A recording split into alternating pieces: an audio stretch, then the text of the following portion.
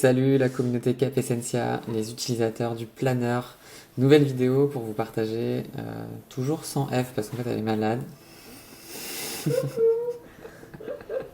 Comment est-ce qu'on a l'habitude de remplir la semaine sur le planner et sur quoi on se concentre en fait pour essayer dans la semaine qui arrive, de dédier du temps sur les projets qu'on a envie de voir avancer et qui sont importants pour nous dans le quotidien. La première chose c'est que je parti. commence à faire, exactement comme sur le mois pour remplir la semaine, c'est que je prends mon téléphone et je regarde les rendez-vous importants qui sont déjà présents dans mon agenda et je les note tout simplement dans le planner.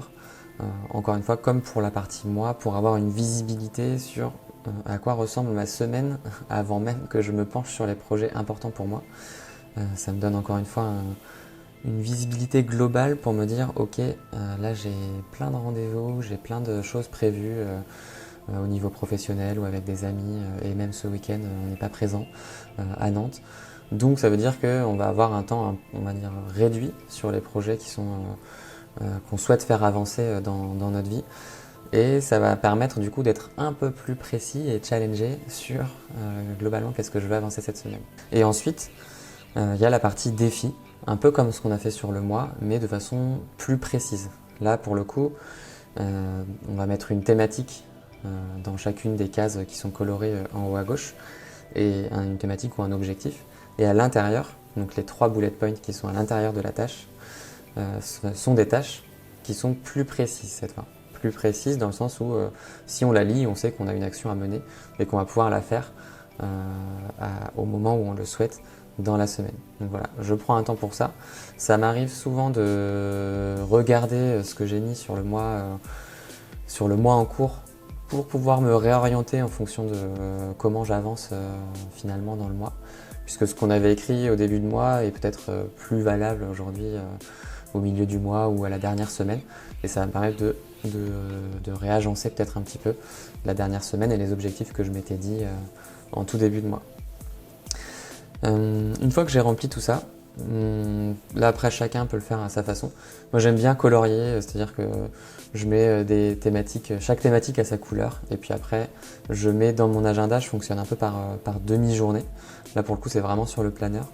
Je regarde ce sur quoi j'ai envie d'avancer en fonction des demi-journées ou des soirs, selon vos emplois du temps professionnels aussi. Mais moi je mets souvent des choses professionnelles dans cet agenda pour me dire cette matinée je ne travaille que sur tel sujet et ce sera la seule thématique que je vais avancer pour être vraiment concentré dessus.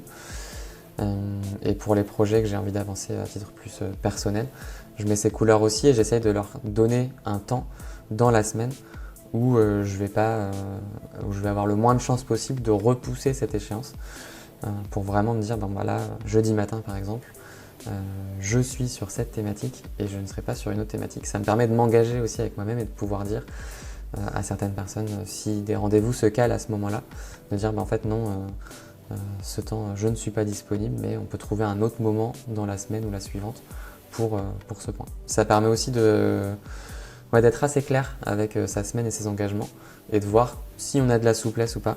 Souvent je remplis pas tout parce que notamment jeudi, vendredi, on ne sait pas comment la semaine avance et des fois on est en retard sur certains sujets, il y a d'autres priorités qui arrivent.